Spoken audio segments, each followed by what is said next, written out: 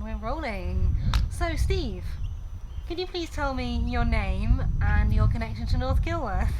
My name's Stephen March, and I am a lay pioneer minister serving the Avon Swift benefice of churches, one of which is North Kilworth. And how long have you lived in North Kilworth? Just over 2 years, I think, now, yes. So, tell me about what it's been like living in North Kilworth during a lockdown. It's been very quiet. Yes, fortunately we'd had a year or so of starting to get to know the people and the village before lockdown hit.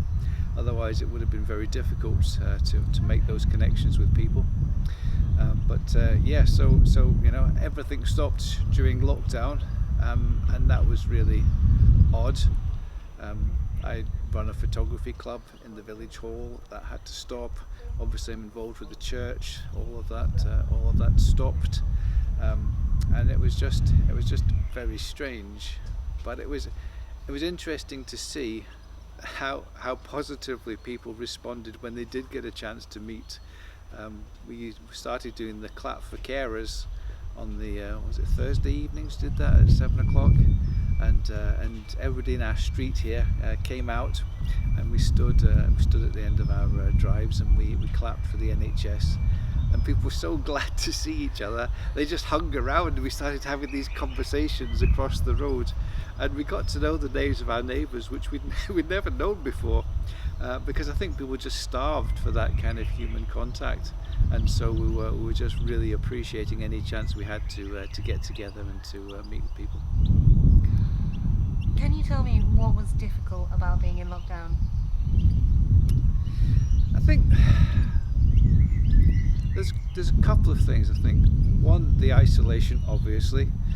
You couldn't see those people that you wanted most to see, I guess, family, friends. We had a granddaughter that was born during lockdown, and we've only managed to see her once, so that was obviously really hard, something that you'd normally want to be really involved with. I think also that the uncertainty of lockdown is very difficult, that we never knew when it was going to end. There was no clear end date that people could say, well, if we get to that point, then everything will be fine. Because when those deadlines were given, they immediately disappeared in a puff of smoke, and reality took over. So I think the fact that it was kind of open-ended made it difficult to live with, yeah. We have a vehicle doing something.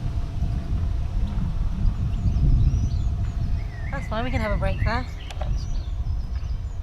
I think we're all good for vehicle noise now. What did you learn about yourself during lockdown?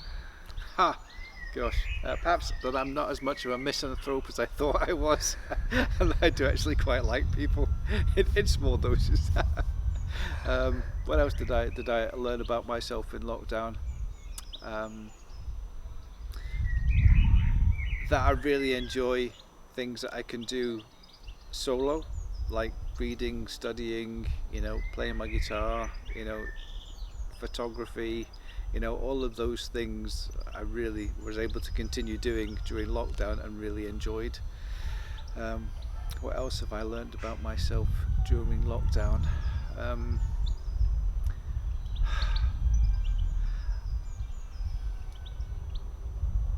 I think that there's a lot of change that needs to happen about the way we are living as a society and the way that we are doing church. Lockdown has given us a chance to kind of reset and to think about, well, why are we doing church in that way? And I think that's been really interesting to have an opportunity to think about that and to talk about that, be involved in conversations about that with people all over the country, and even overseas, that there's a lot of creative thinking happening. So I think there's that sort of sense of innovation and wanting things to change. That's been something that I've noticed in me more during lockdown. Great, and leaning on from that point, what do you think that we can learn, and what would you like to take forward from this time? I hope that we are learning that community is really important, and that it makes an enormous difference to your quality of life when you know who your neighbours are and you have a social relationship with them. Um, we did a VE Day party in the street this summer because we could do that. It was one of these periods where we weren't quite locked down. It was still socially isolated. And that was just great, just to have people coming together. There was a few times where we had people around in our garden and we did cream teas and glasses of wine, and it was just really, really nice to meet up and to get to know people that we live, a stone's throw away from, and yet probably have never spoken to that much. So I think that sense of community being important, I hope we take that forward, and I hope we start to get more innovative in how we do things as well. That's great. Okay, they're getting louder. I'll give you a minute to think about your next one. Right. About why you decided to do this project. So think on that for a second. Okay. You've got time. This is your moment to tell people why you're doing what you're doing. Because Sharon told me, basically. Okay, so in interview style, Stephen, what made you decide to want to do this project? Well, really, the person who had the idea first was my wife, Sharon. She had the idea of trying to do something to capture this moment, which has been an unprecedented moment in our lives. Somebody I was talking to the other day said, this has been our generation's World War. This has been the thing that has kind of turned our lives upside down and changed everything. And there's a degree that I think that it's been that kind of impact. So Sharon had the idea that we should mark this in some way.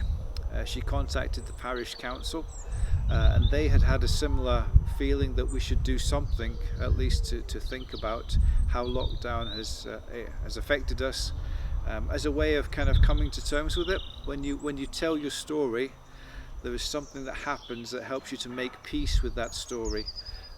So the idea was we would gather interviews from around the community of people's experiences of lockdown, the good and the bad and the ugly, and then we would put those together in some kind of short film.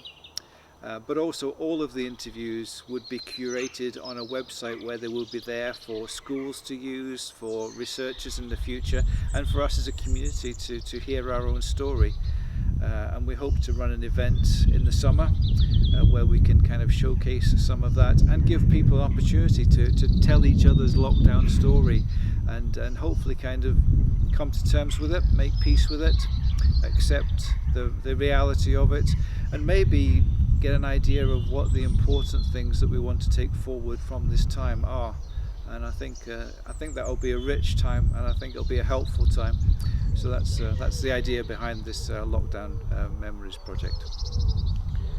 And finally, what 3 words would you use to describe your experience of lockdown?